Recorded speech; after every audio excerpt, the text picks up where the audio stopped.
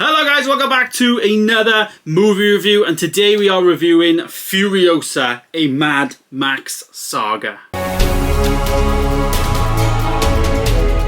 Furiosa, a Mad Max saga is the prequel to Mad Max Fury Road, and basically Furiosa is a character that was portrayed by Charlize Theron in Mad Max Fury Road, but in this movie this is portrayed by Anya Taylor-Joy, and this is all about Furiosa and her, you know, coming of age and becoming the woman that she is that we know in Mad Max Fury Road. Now, I haven't been organised with Mad Max and I didn't watch Fury Road before. I'm not gonna lie, I didn't do my research and I didn't know that Furiosa was kind of the earlier part of that. I have seen Mad Max Fury Road once before, but not for a long time, so I kind of should have revisited it, to be honest with you. But I will definitely do a double rewatch of these two movies when they come out on 4K, because I am going to 100% pick up Furiosa on 4K. What a fantastic movie. I very much enjoyed it. As I said, Anya Taylor-Joy starring as Furiosa. We get Chris Hemsworth, who's Dementis,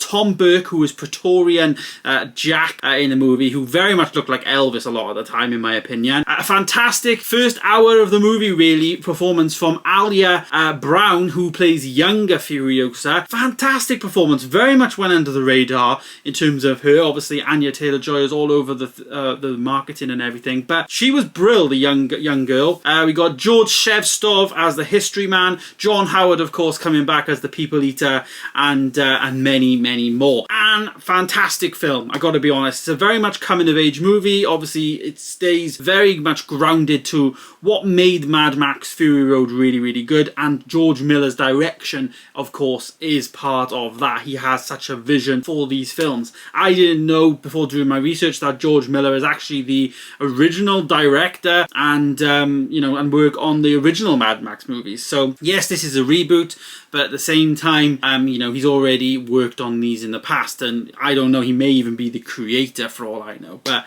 yeah, fantastic though. Of course, Mad Max Fury Road is up there with one of my favourite action driving movies ever made, but of course, you know, this one follows on from that. So it's not really about the driving element as much as like Fury Road was. You know, of course there is a lot of those elements in there, and the visual aestheticness of those shots and stuff is just fab. It is one of those movies where you're watching it and you don't know what you're looking at through the camera. I didn't know if I was looking at CGI most of the time, if I was looking at real life stuff. Obviously some of the vehicles in the movie are absolutely bonkers. I mean, Chris Hemsworth's Dementis character was like, he had like a chariot, but he had 3 motorbikes on the front, and he was kind of like controlling them. And I thought he was brilliant in the movie, by the way, Chris Hemsworth. I think it really shows his actual acting skills. All these actors stepping away from the Marvel universe and actually giving fantastic performances in many things now is very good to see. And I think this is Chris Hemsworth's moment to shine. I think he was really good in this film. But of course, Anya Taylor-Joy plays, you know, Furiosa, and I think she played this role fantastically.